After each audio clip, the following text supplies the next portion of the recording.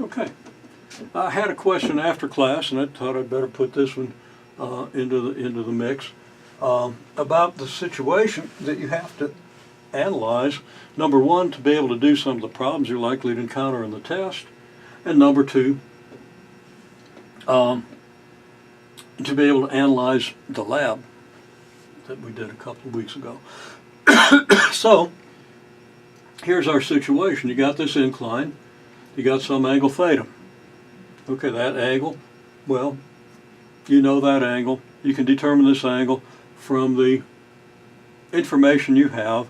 And one thing I'll say is that you can assume that the angle wherever you were when you started turning the screws, you can assume that that angle was 0, that was a horizontal incline. It wasn't, and there's a slight error with that, but it's really a very tiny error because the slope was so small. Okay, the percent error is the percent difference between the cosine of that angle and 1. And the cosine of that angle is probably 0.998 or something like that. So, you know, it's just a fraction of a percent error that will not be significant with the level of accuracy that we're likely to have on this experiment. And if necessary, we can take account of that, but let's not worry about it. Let's just assume that theta is your rise over your run, where the rise is how far the screw support, the screw mechanism, was above its initial position. Okay, so what's our situation then? We're trying to find the initial velocity of the projectile, which is of course the final velocity of the ball on the ramp.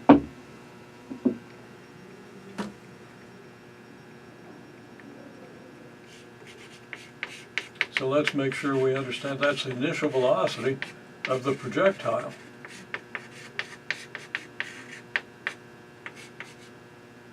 And that is equal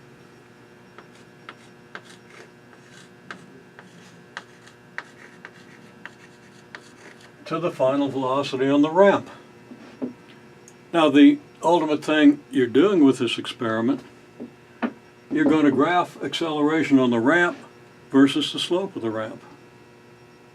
Well, how are you going to get the acceleration on the ramp? You presumably know, and I've got good videos of your apparatus, so if you don't, you'll be able to determine it. You presumably know how far the ball traveled from release to the point where it loses contact with the ramp and becomes a projectile. So if you know the initial velocity of the projectile, you know how fast the ball is going at the end of the ramp. It started from rest, so assuming linear, you know, a uniform acceleration, which is a reasonable assumption, you can determine the acceleration of the ball from the distance, initial velocity 0 and final velocity. Very easy to reason out. Now what's not easy is to solve the projectile problem here.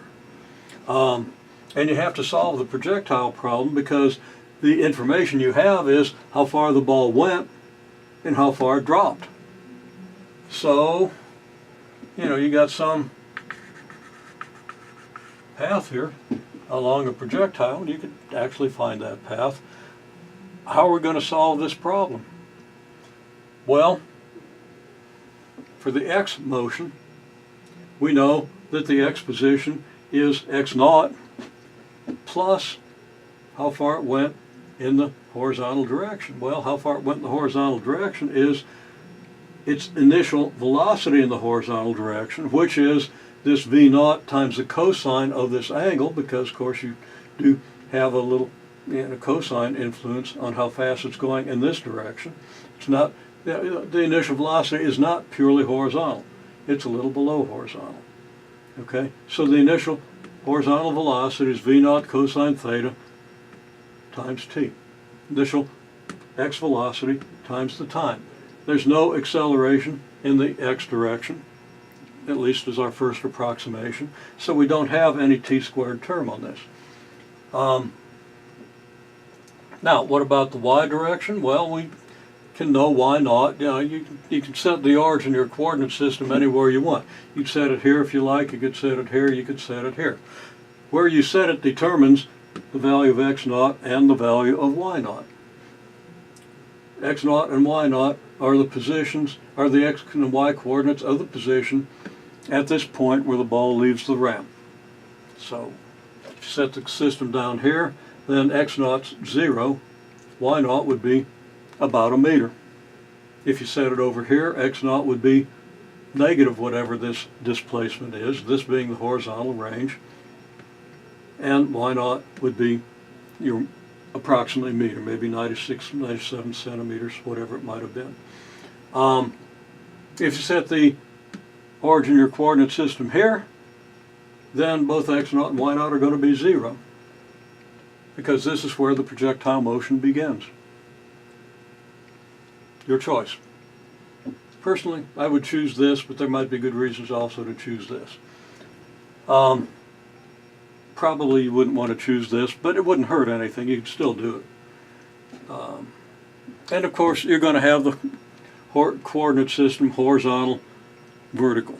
You're not going to have it tilted along the incline because you're not analyzing the motion along the incline. You're analyzing the projectile so that you can get information about what happened on the incline. And when you analyze projectiles, you want your x motion not to have a t-squared term. You don't want any acceleration in the x direction. You want equilibrium in the x direction. Zero net force, so you have constant velocity, which you multiply by t to get your displacement. Okay. So anyhow, okay, you got your y of t. Wherever you set your coordinate system, you have the measurements that allow you to determine y naught. And then you're going to have what? Now, I'm going to say it's minus v naught sine theta. Okay? Kind of contradicting what I did earlier about wanting to put everything on the circular coordinate system. We will use the fact that your angle has you going below horizontal, and if you multiply v naught by sine theta, you'll get that component, but you got to put a negative on it because it's going downward. You could go on the the 360-degree coordinate system and get this, but then your angle wouldn't be theta, wouldn't be the angle of the incline. So it's actually simpler in this case to do this. And then you're going to have your 1/2 acceleration of gravity times t squared. That's all quite obvious, and I think everybody understands that quite well. Well, you just got to subtract. You got to solve this equation for your two unknowns. What is it that's not known? V naught is not known, and t is not known. You know theta.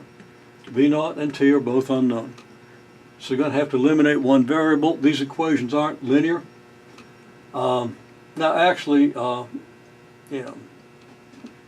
you could add sine theta times this to cosine theta times this. You would get rid of at least this term, and that would get rid of your theta, sort of, but you'd have it all over here, so I don't think that would be a good idea. The way to do this, these equations are not linear in v naught and t because of the t squared, is I would solve this equation for t. Okay. And for the t at which the ball reaches the floor. Okay. So let t be the time for which the ball at which ball reaches the floor. Solve this for t, and then plug that into here and deal with the mess that you get with the quadratic equation.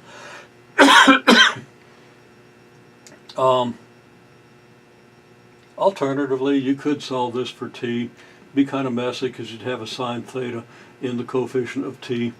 And I think maybe probably easier to solve this one for t and then plug into this one. That would eliminate your essentially eliminate your v naught term. But whatever you do, that's the way to approach it. You got two simultaneous equations. Solve them for v naught and t.